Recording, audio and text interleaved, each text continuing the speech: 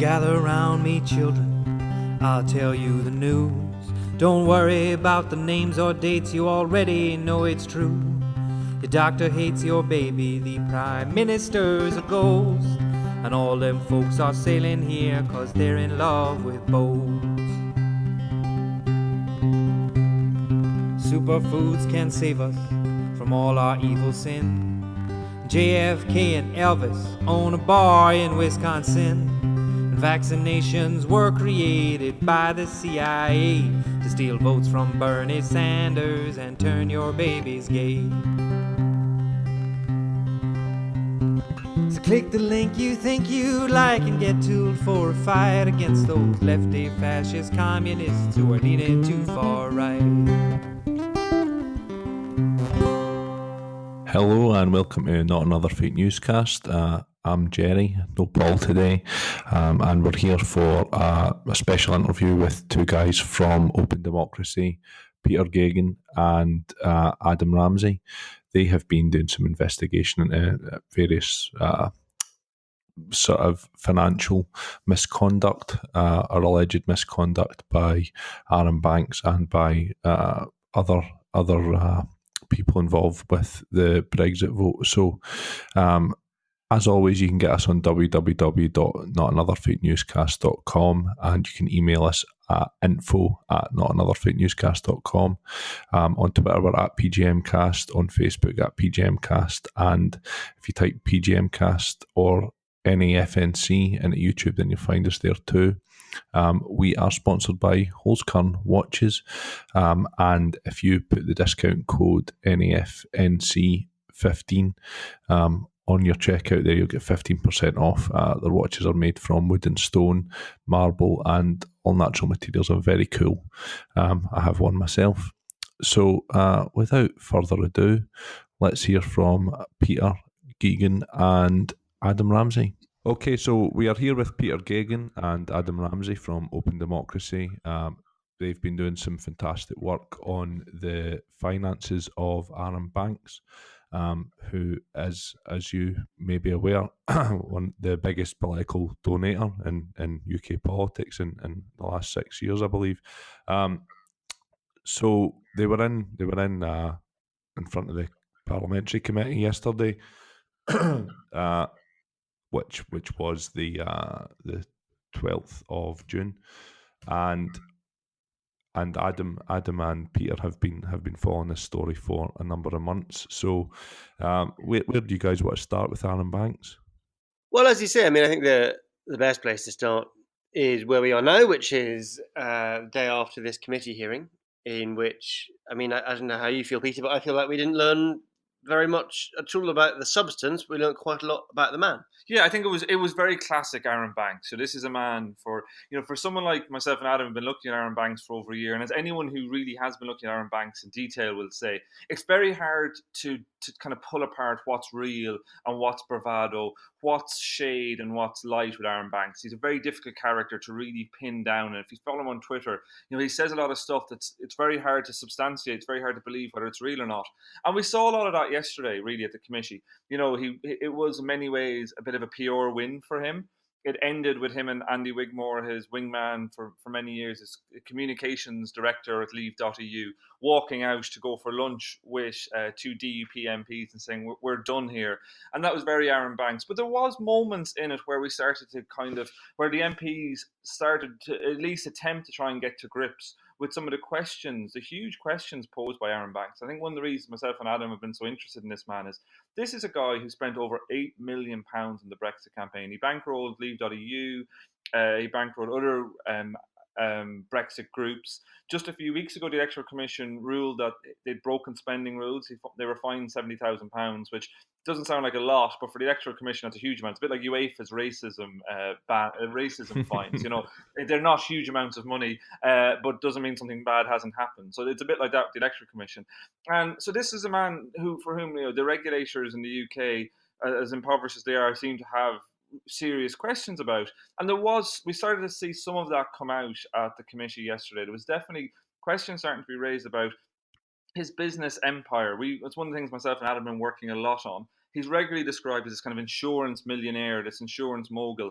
But a lot of people, not just us, the Financial Times have done similar work that we've been doing, have looked into his business dealings and found a lot of questions, a lot of real questions to be asked. If you look back to 2014, 2014 was when he became kind of overnight this kind of political donor in the UK. He said he was going to give £1 million to UKIP. And it was after William Hague had called him a nobody, a Mr. Nobody, and said, I'm going to show you, I'm going to give you £1 million to UKIP. Actually, in actual fact, he never even gave that £1 million to UKIP. He gave her £400,000 over 6 months in drip-fed instalments. But around that time when he's becoming a political donor, at the same time, his business, his insurance business, which is supposed to be the bedrock of his wealth, was having huge difficulties, and we've reported on this extensively. Huge difficulties, not just in the UK, but also in Gibraltar, where many of his businesses are domiciled. And he's never really been able to explain where his wealth comes from and how he's been able to, how he's able to say he's worth so much money. Some people estimates of his wealth have gone up to £250 million in some places, and it's very hard, having forensically gone through his various companies. They're very complex, to get a real sense of this. And you could see yesterday at Parliament, some of the MPs were attempting to get into this, but I don't think they had enough depth of knowledge and experience, and he was able generally to kind of sidestep their questions. But even within that, he did give away some new material. He gave away some new things, but I mean, for me, watching it as a performance, what was fascinating, if I'd been briefing him beforehand, what I would have said is, be calm, be nice, answer all the questions you want to answer, and then as soon as they start asking questions you don't want to answer, give them like 2 questions, and then say, I've answered your questions, and accuse them all of being Remainers, and put on a whole show, and then make sure you move the conversation on. And that's exactly what he did as soon as the questions started to be asked about the sources of his wealth. So Channel 4 shared this clip of him on Twitter last night, in which he denounced the whole committee, saying, you're all Remainers, you've got a vested interest in showing that the Leave campaign was corrupt. Of course I understand why you're attacking me, isn't this awful? But, and he also sort of said that, after a couple of questions about the sources of wealth, he said, I've answered your questions, why do you keep asking this? Let's move on, something real. And of course, that's because that was the point when MPs were beginning to get towards some of these complex issues, which show how maybe we really don't know where he does get all this money from. Yeah. And it was a clever rhetorical trick. But what that meant is, firstly, we didn't get exact answers. But secondly, we do know that those were the questions he didn't want to answer. He was happy to answer a lot of the other questions. I mean, maybe his answers weren't true, we don't know, but he was happy to answer them. But he was not happy when he was asked questions about the true sources of his wealth, and so we still have those questions. And the other thing that was interesting as well that he did, it was quite clever, was yesterday morning, before going to the committee, he lodged an appeal to the Electoral Commission about their ruling on him. So what that meant was the Electoral Commission had actually, in the words of the Electoral Commission, they'd raised serious question marks about his spending. They'd said that he'd failed to include at least £77,000 of spending return, but the unlawful overspend by Leave.eu may have been significantly higher. What that means in English is basically Leave.eu were only allowed to spend £700,000 during the 10 weeks leading up to the Brexit referendum. As we've shown on Open Democracy, they took in over £6 million in and around that time. So where did this money go? How was this money spent? Where was it accounted for or not accounted for? These are questions that banks probably would have faced yesterday, but he did a very clever sidestep, which was to appeal to the Electoral Commission. And then every time anyone asked him a question about it, he'd just say, I can't talk about that because there's an appeal ongoing. And that was very much accepted by Damien Collins, the chair, and by everybody else as a kind of, well, this is how things work legally. And I think in that we also saw the huge limits of this committee and this inquiry as a way of dealing with these issues. These are really quite serious questions. And banks it's quite easy to sidestep them because they're it's not clear what legislative basis the committee is operating on. Dominic Cummings has said he's not going to talk to them, and it was really quite easy, I thought, for Aaron Banks to manoeuvre about that. So the headlines, the clip that I saw Channel 4 been shared a lot on the internet was of Aaron Banks calling them all Remainers and saying, "Are you the MP who was cavorting with lap dancers or whatever else?" And that's what he wanted, was this kind of jokey clip. And because he was able to kind of cut off a lot of the questions, and the only bits, the kind of stuff that me and Adam have been working on was quite technical, and I felt the MPs weren't fully briefed on it or weren't able to really ask the questions that needed to be asked. So in that respect, it was, as I wrote in my piece on it yesterday, which is out today on Open Democracy, I said it was a lot of heat, but not a lot of light. Yeah, it kind of showed the committee up for. It showed its toothless nature yesterday. There's been I've seen a lot of people suggesting that what we need is something a bit more in line with the Mueller inquiry. Although on a legislative basis, I don't know exactly how that works over here. Obviously, select committees have very limited actual power in terms of bringing charges, criminal charges, etc., to people. I don't know what in terms of our legislation we can do over and above that. I guess an official inquiry would be the next step up from that, right?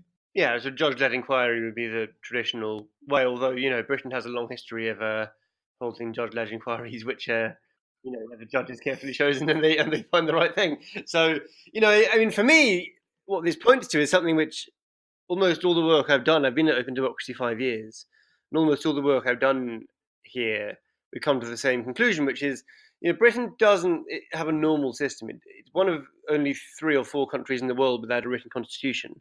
The other ones being Saudi Arabia, Israel, and New Zealand. And what that means is that there's all these kind of gaps in process where essentially people in power at the time get to make up what happens next. And if you're in power at the time, that's great, and there's no incentive to change it. But if you're, people trying to hold power to account, there really isn't a kind of written rule book which says, this is how you would get a legal inquiry into this thing, and this is how that inquiry would be conducted to make sure it's fair. It's basically up, to the government at the time to decide, how these things progress. And to an extent the police, but to a very limited extent because they have no funding in this area, and of course the government at the moment has no interest in pursuing these questions. Yeah, so it's a real problem when you have a government that doesn't want to be holding these people to account, because it would be it's inconvenient right now for a government that's trying to complete this Brexit deal to have to admit that perhaps democracy was subverted entirely in terms of getting us here. And what's happened. I think what I think is worrying from the democratic point of view is that it's all been seen purely through the prism of Brexit. And you have the conversation. You've MPs saying people have spoken. How dare you talk it down? And then it becomes a football for the other side as well. You see someone like Chuck Amuna saying like this shows the whole thing is poisoned. And actually, there's we could have another referendum or another election where these things could happen again. And it could it could be even more serious. I think that's the really dangerous aspect of this. There isn't a sense in which we're learning lessons from what happened. There's a lot of mudslinging going on, and we're also seeing a lot. I think there's been a failure from parliamentarians to really engage with what happened. To really understand what we're talking about, to understand what's been happening, and to understand why it matters beyond just the referendum result. How it's possible for money, and how it's possible for these, especially referendums, I think are particularly dangerous with elections. The parties survive after the election. So the Conservative Party do something as they did, looks pretty likely they did in 2015 in particular against UKIP and some of the seats in the southeast. There's been allegations about the Lib Dems in the past as well, and other parties too. When they do things, the parties still exist to be held accountable too. So Michael Crick can run down the street shouting at Craig McKinley or somebody else, a Tory MP, did you overspend, and what were you doing with your battle bus and all the rest of it? Yeah. With a referendum campaign, it kind of all goes puff the day of the result. These campaigns just fly, they go into the night. Even say Leave.eu, and we're writing stories looking for comments from Leave.eu. It's quite difficult to talk to campaigns that don't exist anymore. There isn't anybody manning a phone to talk about a campaign that doesn't exist. I think that's the really dangerous aspect of this. Some of the stuff that we've been looking at, looking at how our electoral system is so set up. It was only our electoral legislation is only it's less than 20 years old, but it's from the analog age. It's not built for the purpose of the modern world at all. Whether that's digital campaigning or access to data, the legislation we have kind of expects everything is done with pen and paper. Yeah, it's not fit for purpose at all. No, it isn't at all. And there's no, what we're not seeing is any interest in having that conversation at the moment. And I think it's a general, what we found in our work, whether it's on Aaron Banks or anybody else, is a total failure of regulation in the UK. You know, it looks like there's regulation in the UK. You've got the Electoral Commission, you've got the Information Commissioner's Office, you've got the Charity Commission, you've got all these regulators. But actually, they're either toothless, they lack enough investigative powers, they're understaffed, the way they're staffed begs questions about political allegiances. The long and the short of it is they're not able to actually hold power to account adequately. And that was really what they were supposed to be set up to do. So it looks to the outside world like, look, we have all this regulation, we have this regulator. But in practice, the way these regulators are working, the way these regulators are interpreting legislation is really, it's really patchy, and it's not able to do the job of holding people to account. We're seeing that time and time again. That really if you look at the Electoral Commission finding against Aaron Banks, in the history of the Electoral Commission, I'm pretty sure it was the biggest fine ever given out by the Electoral Commission. It's one of very few times you've used the maximum, But one very few, very, very hard line. The words of the report for the Electoral Commission were very hardcore. Didn't really go anywhere. The BBC News reported as Leave.eu head, rejects Electoral Commission report. And there was no sense that went to Parliament. I don't remember anybody going to Parliament the next day going, the Electoral Commission has put out this report, we need to act. And in the absence of that link between, electoral politics and the democratic process and these regulators, well, they're whistling into thin air. And because they don't have much, they can't find these companies, they can't levy big fines.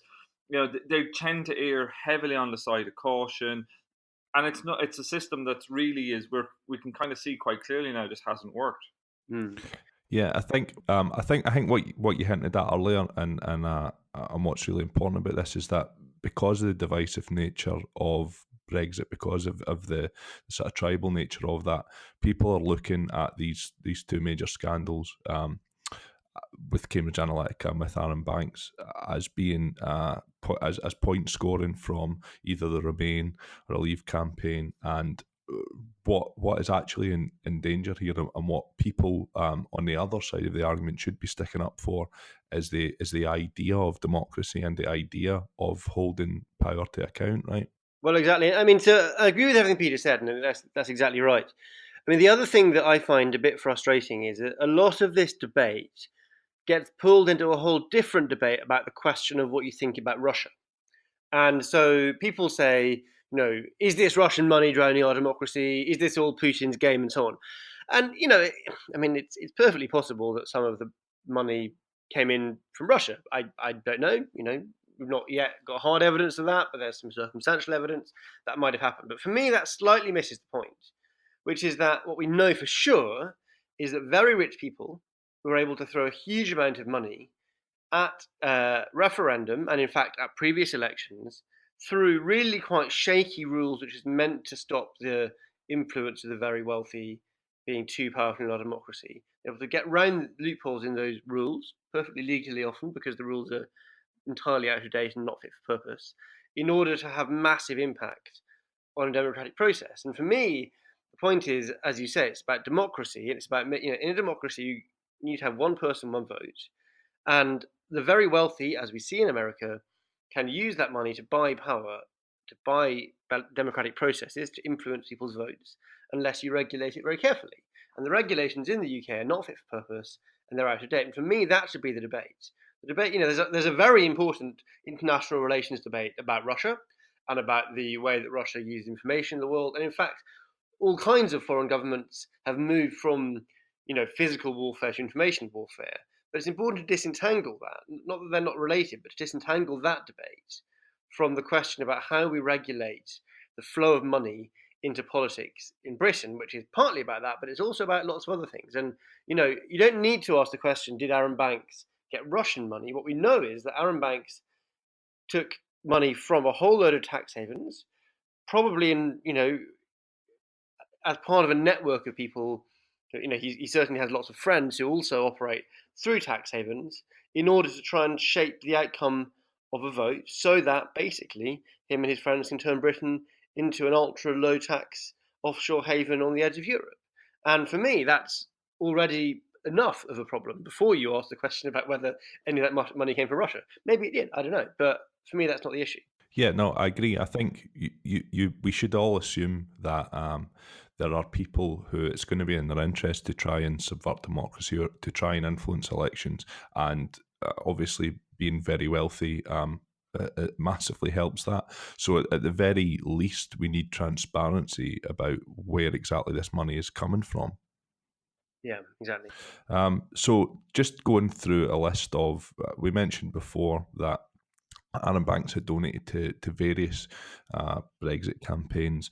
I've got a list here which might not be fully extensive, but as far as I can see, there's evidence that he donated to Leave.eu, to Better for the Country, which I believe was his kind of vehicle to deliver money to a lot of these other organisations. UKIP, Grassroots Out, Veterans for Britain, the trade unionists against the European Union, and he also was a major funder of Brexit the movie. So we can see that he has put a lot of money, which could be quite a significant portion of his wealth, if we look at how much money actually has visibly on paper.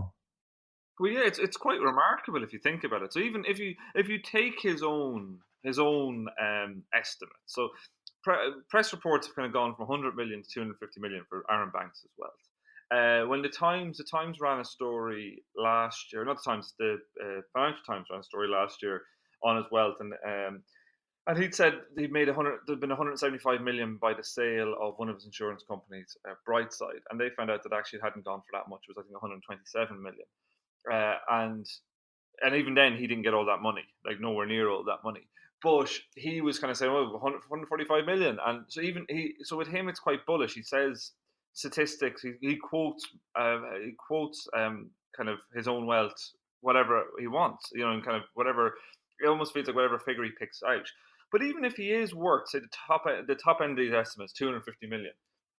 £10 million is a huge amount of money for someone worth 250 million. 250 million will be on paper. That will be paper assets. That's not cash in the bank. If someone's worth 250 million, they don't have 250 million quid sitting in a current account in RBS. This is assets, investments. So even, most of the people who invest in politics in big ways, if you look at the Koch brothers in America, Sheldon Adelson, these are multi-billionaires. These are people for whom £10 million, £20 million really is small change. For Aaron Banks, even at the highest end of your estimates of his wealth, 250 million, £10 million is still a significant amount, especially liquid. Especially in terms of a cash sum or loans that you could give out to somebody, or even loans in kind. That's still quite a lot of money for somebody that's nominally worth that amount. So it's very hard. It is quite difficult to understand how somebody can go from spending almost no money in politics. I think he loaned the Tory party, given donations to the Tory party worth about £25,000 up until 2014. By that stage, this man in his 40s who's only ever political donation about £25 million, late 40s. And then in the next 4 years, he gives over £10 million to UKIP and various Brexit campaigns at the same time as his businesses seem to not be doing all that well. He says in his book, The Bad Boys of Brexit, that one of the reasons he decided to go into giving, I'll actually give you the quote, one of the reasons he started making donations was because my businesses in this country and overseas, where I own a number of diamond mines, were doing really well. And the diamond mines are interesting because we've looked into them, and they were mentioned last weekend in some of the stories about Aaron Banks in the newspapers about gold mines, potential gold mines in Russia. Well, we didn't look into gold mines in Russia. We looked at some of his other diamond mines, and he owns 4 mines in South Africa, and none of which seem to be worth really anything. One of which it looks like he might have bought for about £200,000. They're mainly old De Beers, basically slag heaps. Former mines that were operational that don't really have a huge nominal value. And we also at Open Democracy did a big investigation into another one of Aaron Banks' diamond holdings in Lesotho, which really interested me when I first saw this Lesotho story in September, when Aaron Banks said that he found a significant findings in Lesotho and he might use it to bankroll a new political party headed by Nigel Farage. And Banks and Farage have always been very close. They always move in concert with each other. So that interested me because I'd been to Lesotho. I did some work in Lesotho years ago, journalism, and it's a very poor country with I can't remember any diamond infrastructure. And the odd thing about finding diamonds in Lesotho is that it's a mountainous country where the Orange River and other rivers, the source of the rivers are. So there's a huge diamond industry in South Africa, and also in Angola, mainly along the mouths of rivers, because a lot of diamonds are alluvial diamonds, so they travel down the river and are found downstream. It's quite unusual to find diamonds upstream, because how did they get upstream? They would have traveled downstream. So I was quite interested in this. So we started looking into this Lesotho diamond mine. And we found basically the World Authority on Lesotho diamonds said that it was geologically impossible to find the quantities of commercial diamonds that Banks was claiming. We also found that the company that Banks was working with had very strong links with a local political party called the Basotho National Party. So we started looking into this as well. And we found that Banks had been boasting in 2015 to the Times that he was doing political consultancy out in Lesotho, because he also owns a political consultancy company called Chartwell. So he was saying, I would do all this political consulting out in Lesotho. And normally how political consulting works is, you do some consultancy for somebody, for a party, and they pay you for your work. Linton Crosby doesn't pay the Tories to work for them. They pay Linton Crosby, even if he doesn't do a good job. But what we found in Lesotho that was quite unusual, that actually Aaron Banks was paying the political party he was supposed to be working for. He paid the Basotho National Party at least £65,000, which is a lot of money in Lesotho. It's a very, very poor, impoverished country. It's a huge amount of cash. And so what's going on? So it's not many Aaron Banks is saying he's got this huge diamond mine in Lesotho, and we're finding out that the supposed diamond finds are geologically impossible, and he's paying the political party he's supposed to be consulting. So it feels like this a lot with Aaron Banks. When you start to look in depth at one aspect of his financial dealings, you come back with a hell of a lot of questions. Well, I mean, I would suggest that it's not great business practice to be paying somebody for the work that you're doing for them. So, and I understand from reading the piece that the payment was made directly to the leader of the Basotho National Party. It was made into their account rather than to the party's account. Is that correct? Some of the money was, a good chunk of it, I'd have to look up the exact amount, but probably around half of it went directly into the Lesotho National Party's leader's account, the Basotho National Party's leader's account. And he said that he was doing this, quote unquote, trying to protect the sponsor. If the sponsor says, please protect me, that's what I'll do. And that's what the sponsor wanted him to do. And it's quite interesting. So Banks and Pryor went out to Lesotho. They appeared at political, Jim Pryor, Aaron Banks is kind of right, another Aaron Banks aficionado, went out to Lesotho and appeared at rallies in favour of the Basotho National Party. And again, it just begs a huge amount of questions about what's going on here? Why were they funneling money? And if you look at the email exchanges between Aaron Banks's representatives and the Basotho National Party, Aaron Banks's one of the people in Aaron Banks's office, Elizabeth Bilney, who's since been reported to Met Police over Leave.eu, is saying we need to give, you're on the ground, Jim, he's in Lesotho. Can you get money to these guys ASAP? Basically, it sounds a little bit like large amounts of cash in non-traditional transactions, shall we say? And yeah, and this is the same Liz Bilney who she was the CEO of Leave.eu, but is also on the board of several of Banks' companies, right? Yes, very much so. She's on the board of quite a number of them, and how Banks' businesses are often quite similar. There's a small number of people, cadre about half a dozen people, who are on the board of a lot of Banks' businesses. And he has there'll be a number of different people who are kind of trusted and a lot of these people are also involved in Leave.eu, and previously they've been involved with Banks' businesses. So Banks is a phalanx of different insurance companies, all with different names, and a series of other companies in the UK in particular, but also private intelligence company. Yeah, there's a bunch of very strange little businesses which he owns, none of which seem to make much money. Well, so Chartwell Political, for example, the company that was working in Lesotho, recorded a loss last year of about £300,000 and has never recorded a profit. He has a private sort of intelligence/surveillance company, which is a bit creepy, which again, you go through its accounts and it makes very little money. He's got these very, you can spend, I mean, it's very boring, but you can spend hours of your life, and trust me, we have, going through every company you can find he ever says he owns, and you find its accounts. It turns out either it's making only a small profit or a small loss. There's very little evidence of any of these things making much money at all. Now, I need to watch. I need to be careful about what I say here, but you would assume that that Banks is getting some sort of positive outcome for the work that he's doing in Lesotho. Otherwise, he would discontinue that work. Is that fair to say? I think, as you say, we have to be careful what we say. People measure positive outcomes in all kinds of ways.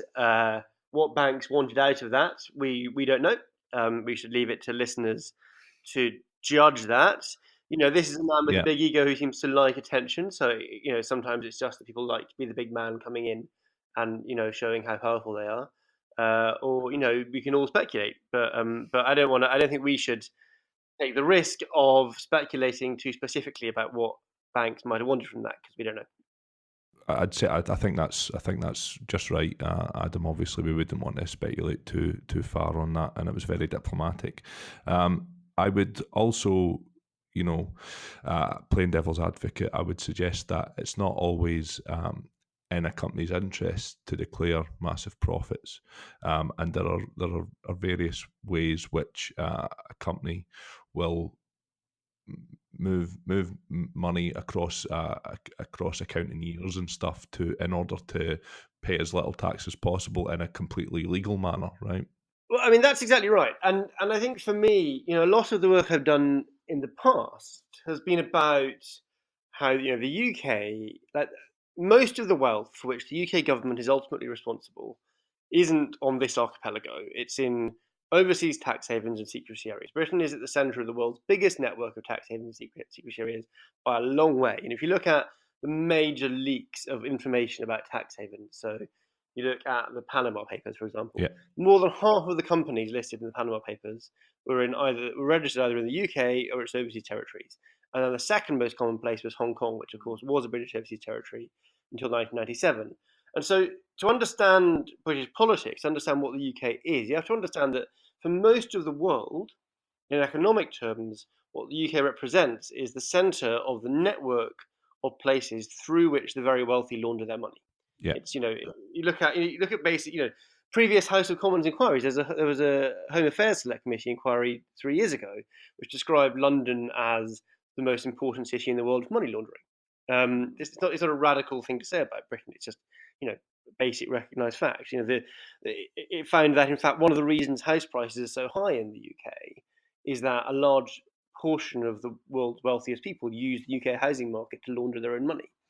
And so, to understand what's going on with Brexit, I always think you need to think about it from the perspective of a lot of the very wealthiest people in the UK who saw the EU as holding Britain back from becoming what they've always wanted it to be, which is even more of that. Britain provides this function in the global economy. We are the world's money laundry, and the EU regulations make that harder. And so for a lot of people across the world, Brexit sounded great because it was a chance for Britain to escape those pesky regulations and become kind of this even more of a specialist in laundering money. Yeah, particularly the EU tax directive, which I believe kicks in 1st of January 2019. We will be in a position to avoid signing up to that. Exactly. For example, and absolutely. And so, for me, the point that we trace Aaron Banks' money through all of these tax havens, and you don't need to prove that this money has come from Russia or anywhere, although maybe it has. Russian billionaires made an absolute fortune from asset stripping the Soviet Union as it collapsed. And of course, there's lots of, very wealthy Russians who take advantage of how Britain has become the world's money laundry. Similarly, we find lots of links to the Middle East. That's not because there's some kind of conspiracy in the House of Saud. It's because lots of very wealthy Saudis like to use the UK as a way to launder their money. And so, all of these connections, they're not, you don't need to trace them back to some kind of conspiracy between people in the Kremlin or in Jeddah or whatever. It's just the global ruling class acting in its interests. And if you're in that class, then the UK provides a role for you. If the EU was getting in the way of that role, then of course you want the UK to leave the EU.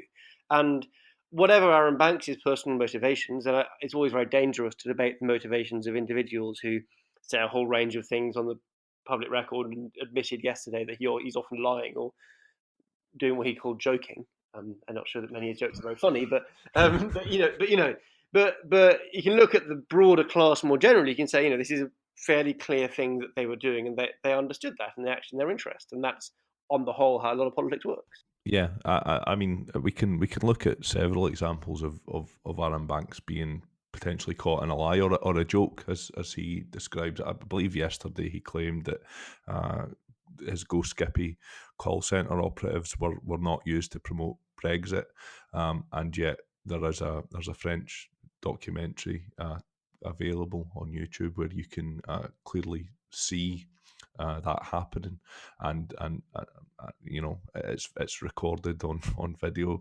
There's obviously the fact that he initially said he had one boozy lunch with the Russian ambassador, which has now became two, which has now became three over the course of a weekend. So to say that he is not always entirely truthful. I mean, one little detail which no one's picked up on yet, I don't think, but is Banks or Wigmore, I can't remember which one it was, at the inquiry yesterday, specifically said that they didn't take the experience they learned from the referendum and use it in political consultancy around the world. Now, as Peter's just described, that's exactly what they did do in Lesotho. That was just a lie, and they didn't get challenged with that at all. But they just repeatedly lie, and even said in the committee meeting. I mean, I think Wigmore doesn't understand the meaning of the term agent provocateur. He seems to think it just means he's provocative. But he basically repeatedly said that either he said he's provocative or he said that he's a police spy. I don't think he meant he's a police spy. He meant he's provocative, and what he meant by that is he repeatedly lies in order to get attention. And we don't know which of these things is true. And I guess that's the interesting with them too. They and how they're able to play the media. And I think they've played the media continually very, very successfully. If you look at what happened at the weekend, how that story unfolded, and I'm sure most of your listeners are aware of it, but over the weekend, on Saturday afternoon, I started seeing tweets on my Twitter feed from Tim Shipman at the Times, their kind of senior correspondent at the Times. There's a lot of their kind of, Westminster bubble stuff, saying huge big story, Aaron Banks' meetings with the Russians. And I was like, oh, that's interesting. I wonder what's happening. Why is that coming out in the Times? Because this is not Tim Shipman's kind of beat. No. And then it quickly became apparent that what had happened was, what had happened was that basically the Guardian were about to run a story, Carol Cadwell on the Guardian on Sunday. They'd information about Aaron Banks having more meetings with the Russians than he'd previously disclosed. As we said, he'd only previously disclosed having one meeting. And she had put this to Aaron Banks. And Aaron Banks, lo and behold, Isabel Oakeshott, who ghost wrote Aaron Banks' autobiography, The Bad Boys of Brexit, Isabel Oakeshott just so happens to say to the Times that her emails have been hacked about this, that she's writing a book that's going to be about this. It's going to reveal these Russian links that Banks has, but her emails have been hacked, so she wants to go public now, just at the very moment that the Guardian's about to write a story on Aaron Banks, which has emailed Aaron Banks for write a reply, which is standard journalistic practice, and he hasn't got back to them. So what you have then is the Sunday Times run this big series of stories all about Aaron Banks' meetings, and the Guardian runs another story based on similar information. But the Times also has a big column from Isabel Oakeshott saying, I had to reveal this information now and all the rest of it. So, for people outside, it looks like a bit of a media scrum. But if you pull the lens back, a few months ago, Isabel Oakeshott was on television with Carol Cadwalladr talking about Aaron Banks and Aaron Banks' money, basically saying to Carol Cadwalladr that she's a fantasist. It wasn't real. This was all nothing but burger. There's nothing to see here. She accused Carol Cadwalladr of chasing unicorns. And we now know that Isabel Oakeshott, at this time, she's even admitted this herself, had these emails knowing that Aaron Banks had more meetings with the Russians. So I think there's a huge problem. And Isabel Oakeshott, for example, a few months ago, really framed a conversation around Aaron Banks. That was a previous story that broke about Aaron Banks' businesses and his funding. And really, most media outlets didn't take that story very seriously. Most media outlets, the Financial Times has probably been the only newspaper that's really been looking at Aaron Banks over the last few years, and The Guardian, any depth. But in most newspapers, it's just been this kind of, oh, Ramona is Ramoning. There's been very little attempt to ask the serious questions around this. And it was really interesting at the weekend to see how easy it was to frame the narrative. So the narrative then became all around Aaron Banks in Russia. There wasn't conversations where, well, what went on during the Brexit campaign? Was the money spent? All the rest. It just became about Russia. And that kind of suits a certain way of thinking about it as well, because there's one man's name who you don't see mentioned very often in relation to this, who's very important, and that's Lord Ashcroft. Lord Ashcroft appears quite a bit in The Bad Boys of Brexit. Lord Ashcroft is very close to Isabel Oakeshott, and Lord Ashcroft has been a long-term Brexit supporter. And Lord Ashcroft also, like Andy Wigmore, he lives in Belize. Andy Wigmore is a diplomat for Belize. These are very closely connected figures. He travels in a Belizean passport, I believe, as apparently so has Aaron Banks has claimed drunkenly to Carol Cadwallader. That's how he tends to travel as well.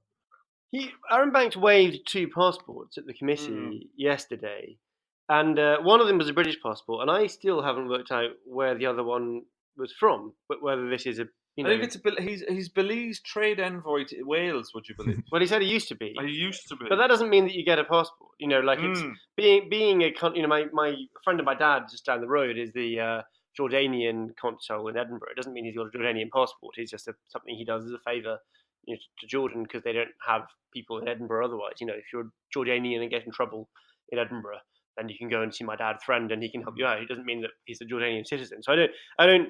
I mean, it doesn't mean having 2 passports is perfectly legitimate. There's not necessarily a problem with that, but it was certainly odd that he waived these 2 passports and no one said, what's the other country you're a citizen of? Well, they may well be 2 British passports. I actually have 2 British passports myself, because if you have to send one away for a visa approval process, you still have one to travel with. All right. Well, maybe. Fine. It just seemed odd to me that no one asked the question. Yeah, no, definitely not. I did see Carol Cadwallader tweeting about the fact that Aaron Banks had claimed to her that he travelled on a Belizean passport regularly. So, and Belize, you've got to be careful again what we say, but Belize is a very interesting country, which people don't, for good reason, know very much about, which is it's very small. But it's interesting to unpick what Andy Wigmore said about it yesterday, if we have a moment. Which is that, so Andy Wigmore said that the reason he set up a meeting with the US, with the Russian ambassador, he met the Russian ambassador at UKIP conference, he said, and he wanted to meet with him because at the time, Belize was having an issue with exporting bananas because of, he kind of ran through this quickly, and I think most journalists missed what he'd said.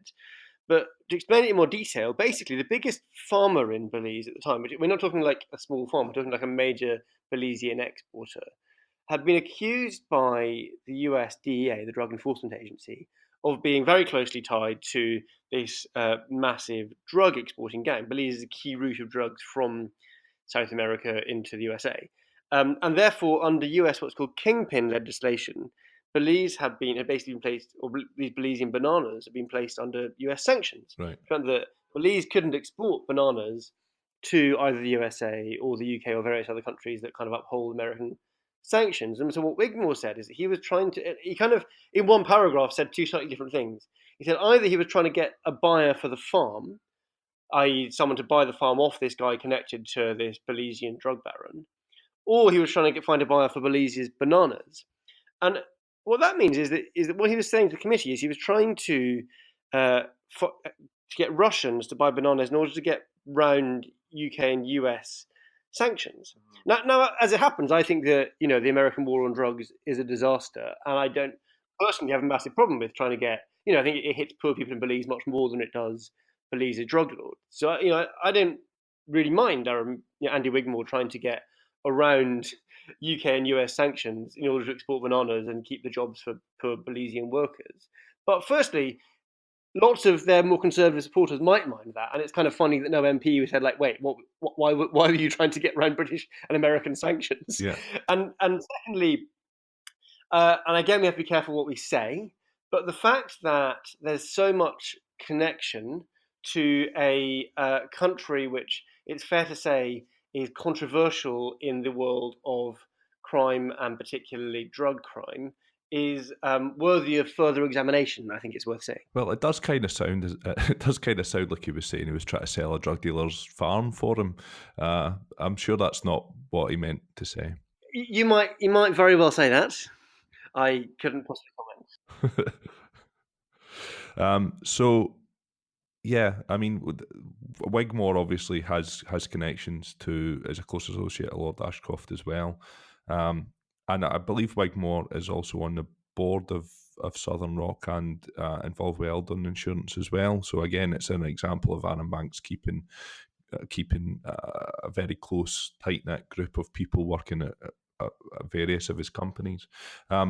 To go back very quickly to the Isabel Oakeshott story in the Times, what was very interesting to me about that was that the column that she wrote basically insinuated that she was incredibly concerned about Russia's involvement in our political system, and this was why that she felt that she had to come forward with this information, which begs the question why she has sat on it for what seems like at least 6 months without contacting any of the necessary authorities or security services in the UK. Yeah, it's quite. I found her Isabel Oakeshott's account of this is quite incredible, in the most incredibly in the literal sense. It's just not credible.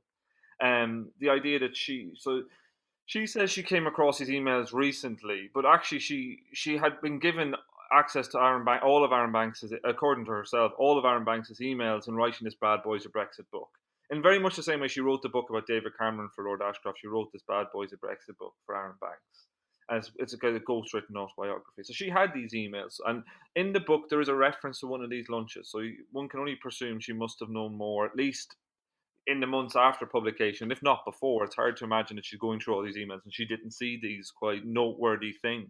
Who are these characters? And her account had been hacked. I see Byline Media have threatened legal action against Isabel Oakeshott for these comments, for saying that they'd hacked her emails, and Aaron Banks has said the Guardian hacked her emails. There seems to be no evidence for this. Isabel Oakeshott has posted a picture from a Dropbox of an email she sent to Dropbox about someone accessing her account in April as proof of her being hacked, which again is quite odd. It's quite hard to fathom. To be honest, you shouldn't judge people purely on the past, but Isabel Oakeshott's track record journalistically is quite, shall we say, dubious. She gave up her sources in Vicky Price. She's a very controversial character. And what I thought was most striking from her piece in the Times, as well as framing a narrative in such a way that she was the journalistic freedom fighter going to bring this story out, rather than Isabel Oakeshott is part of this team, really. Isabel Oakeshott is one of the gang, one of the bad boys of Brexit. But also she takes pains to say that Nigel Farage knew nothing about this. She literally says Nigel Farage didn't know about these meetings, and that again is quite incredible. It's quite hard to find out a credible thing. Aaron Banks and Nigel Farage are very close. Nigel Farage has said he's never met the Russian ambassador. As far as I'm aware, documentary evidence has appeared since then saying that he has met the Russian ambassador. Nigel Farage and Aaron Banks were doing all of these things together. They went to America together. They met Donald Trump together. When posh George Cottrell was arrested at O'Hare Airport, and Nigel Farage was there too. So the idea that was what I think is interesting about that is this kind of framing of Nigel Farage, trying to pull Nigel Farage away from Aaron Banks, because even though the two characters have been actually symbiotically linked for since 2014 at least, for the public they're not. Most people in the public, I still think, they don't see Nigel Farage. They see Nigel Farage separately to Aaron Banks and Andy Wigmore. Most people outside of our world couldn't pick Andy Wigmore and Aaron Banks out of a lineup. They can pick Nigel Farage out. Yeah. And I think that is significant and noteworthy. And a fair question to ask, why is Nigel Farage been pulled out as separate from all this? And I think it probably is to do with the politics of this.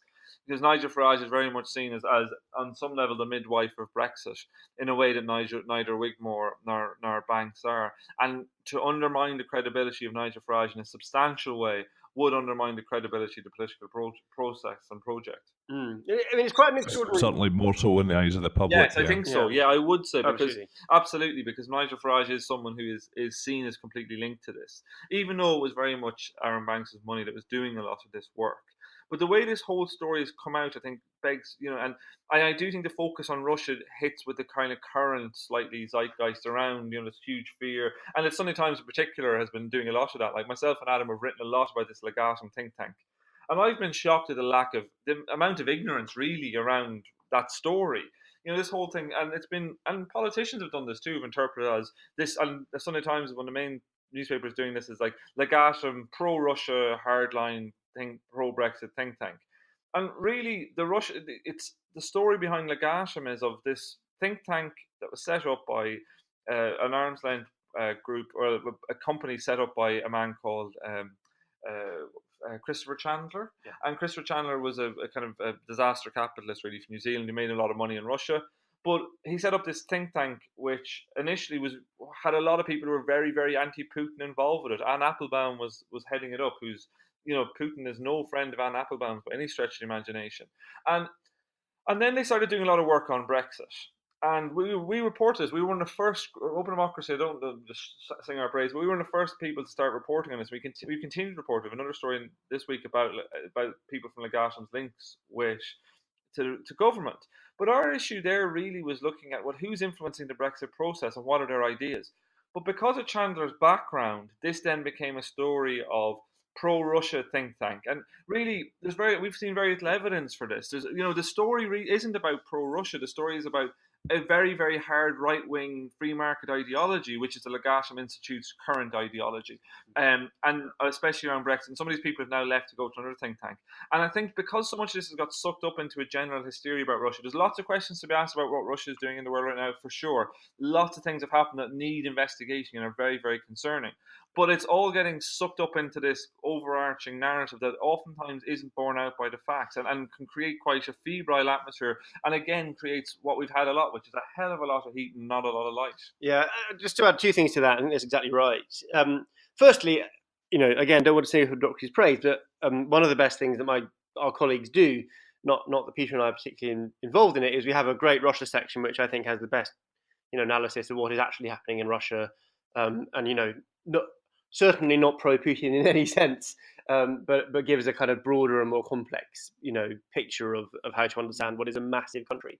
But the second thing is, for me, there is why a lot of these things do connect through Russia, which is that, Brexit is kind of, as Peter said, a lot of it for me is about what you might call disaster capitalism, which for me comes back to this great book Naomi Klein wrote a few years ago called The Shock Doctrine, where she described how crisis has been used over the last sort of 40 years to advance the interests of the very rich, and that means mass privatizations, asset strippings, etc.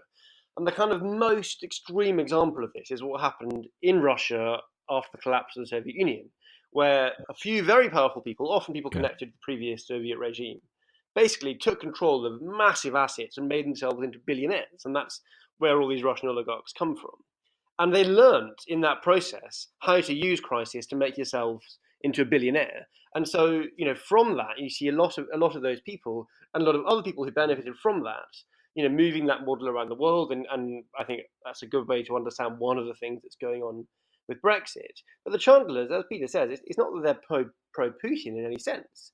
They made a fortune in Russia in the same way as a lot of people who are very rich now made their fortune from the asset stripping of the Soviet Union 20, 30 years ago. That's not, because they're in any way controlled by the Kremlin. Some of those people have close relationships with Putin. Some of those people hate Putin. And there's a complex kind of network of politics going on there. Some of them, might even, Putin is an example of such a person. Some people think the richest person in the world. But that's not, what's going on here is not a sort of Cold War era like manipulation. What's going on here is a process of disaster capitalism. And of course, a lot of that comes from Russian oligarchs, but it comes from other places too. It's opportunism, and for people with that amount of money, Brexit is certainly a massive opportunity. Yeah. So can we chat about just one other detail of the committee too that I thought was interesting? Yeah, of course. So another thing I get sort of frustrated by in the way a lot of this is reported is the way people talk about Cambridge Analytica and what it is. So for people who aren't familiar, Cambridge Analytica sort of entered this story in the kind of public domain a few months ago when a couple of whistleblowers came forward and talked about their role both in the Trump campaign and then also the role of a company called aggregate IQ in the Brexit campaign, and then there was questions about whether these are the same company and so on. There's been a lot of discussion about concerns around the use of data and this massive data breach where Cambridge Analytica got access to a whole load of stuff on Facebook data basically through Cambridge University and so on. And that's all a very important story, and there's a massive important debate we need to have as a society about data in the modern world. But for me, what was missing from that is an understanding of what Cambridge Analytica is and where it came from. Because Cambridge Analytica is basically the spin-off of a bigger company, a group called SCL, Strategic Communications Laboratories originally. And the best way to if you go to SCL's website, which you can do it's public, I'd encourage listeners to do so. The first line on the website says it's a defence company. And basically what SCL is the privatised wing of NATO's PSYOPs operation. When NATO decided to start handing its kind of psychological operations to private companies rather than running them in-house, then SCL was the company that got a lot of those contracts and spun out of that. A lot of the kind of work it's done is like opinion polling in Afghanistan, which they then use to run propaganda campaigns and often disinformation campaigns in Afghanistan. And basically what that's part of is that during the first Gulf War, there was this sort of famous essay written by this French philosopher arguing that basically the Gulf War, as he put it, the Gulf War did not take place. And what he was arguing was that the huge change in media technology at the time, which was CNN running the first 24-hour news, allowed the Pentagon to position CNN cameras, to use them as kind of, embedded reporters to project to Western audiences an image of the war, which is very different from the reality on the ground in the war. He wasn't arguing there wasn't a war in the Gulf. He's not a conspiracy theorist. He was arguing that what we saw on our TV screens, which are my first memories of a news story, was so detached from the reality on the ground, where basically US bombs just flattened, whole chunks of the country, that we couldn't call the two things the same name. So he says the Gulf War is what we should call the thing which we all think of as we saw on our TV screens, and then there's a different reality on the ground which he calls a calamity. And what happened by 2003 in the second Iraq War was that they privatized a huge amount of that work. So they handed, and there's lots of examples of this, but a lot of the kind of military propaganda operation was handed to private companies. And basically, this is in the same way as mercenaries came in to do a lot of the security work in the war. And, so for example, G4S is the world's biggest mercenary firm. We got $100 billion contract to defend the British embassy in Afghanistan, for example, a few years back. They also, handed a bunch of mercenary work, a bunch of private contracts to PR agencies. And SCL is the kind of more psychological operations, more like dark kind of wing of that. And then they realized if you're a private company getting those contracts, then you think, hey, why don't we start, set up a wing which can operate in elections and democratic processes in the West? That's a good way to make money. And that's what they did. And that's where it came from. And for me, that's a terrifying process. Yeah. It has really deep implications for our society that we already haven't talked about. Yeah, I mean, we first started talking about Cambridge Analytica SCL aggregate IQ back in May last year, kind of off the back of Carol's initial piece, where she was looking at the fact that they had been involved in the Brexit campaign.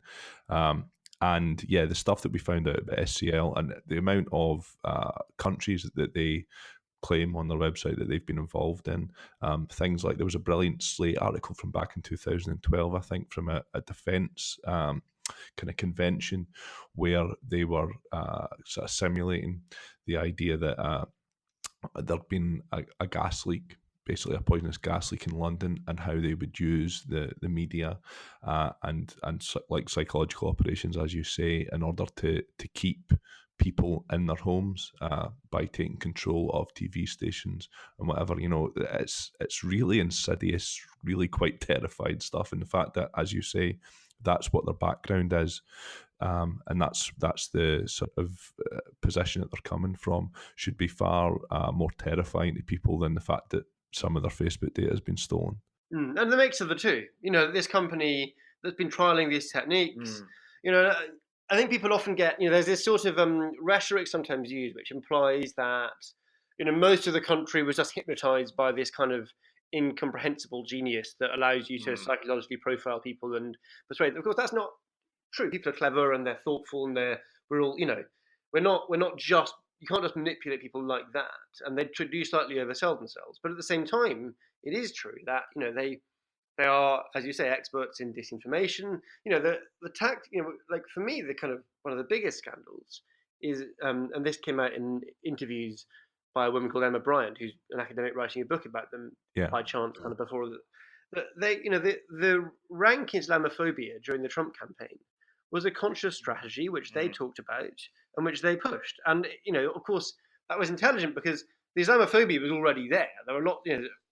American society, like British society, is full of racism, and you just need to know how to prod it. So they didn't persuade people to be Islamophobic, but they did persuade them to vote based on their Islamophobia rather than based on other things they care about. Yeah, and they chose to engage with it, and they made the moral decision that was something they were going to push.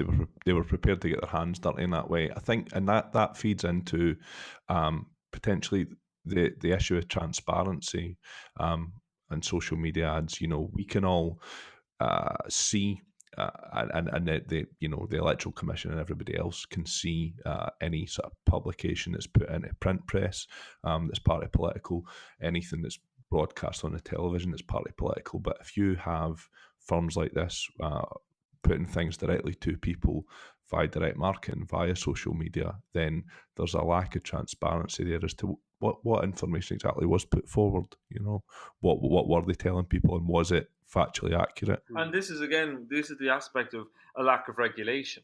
So if you look, we've been looking through a lot of electoral returns. Yeah. So if you go and print a bunch of posters, you have to count the electoral commission how many you put up, how many you didn't put up.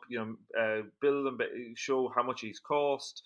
Those posters are going to go up into probably a public space, so someone will see them, could comment on them.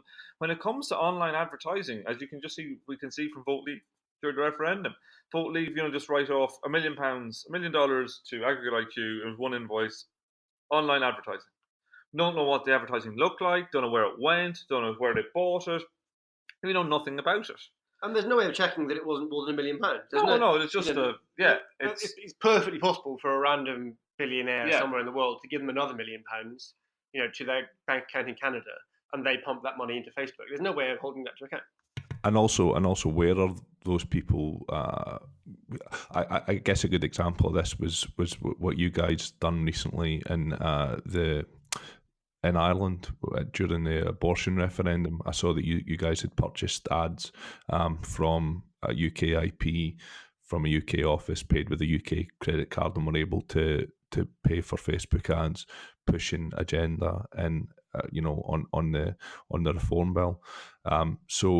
Yeah, when Facebook had said that they were going to, and this is Facebook had said, we're going to stop people from outside of Ireland advertising, and this is the problem as well. This is part of the kind of stuff that we're doing. It's like, it's the problem is if you're looking for tech companies to regulate your democracy, you're in trouble. And that's kind of what this is about. This is about saying, Facebook going, we won't let you do this, or we will let you do that, or we'll block those kind of ads.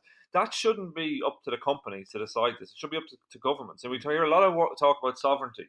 Well, what about our sovereign governments actually doing something on this? There's a lot of conversations around, taking back control and all the rest of it. Well, what about taking back control from the tech companies? That comes back, and I'm gonna use the word, and I know it's controversial, but it comes back to the question of neoliberalism, which for me is the best way to understand changes in politics over the last 40 years, which I see as the process of essentially capitalism eating democracy. So it's a shift from one person, one vote to $1, one vote, or £1, one vote.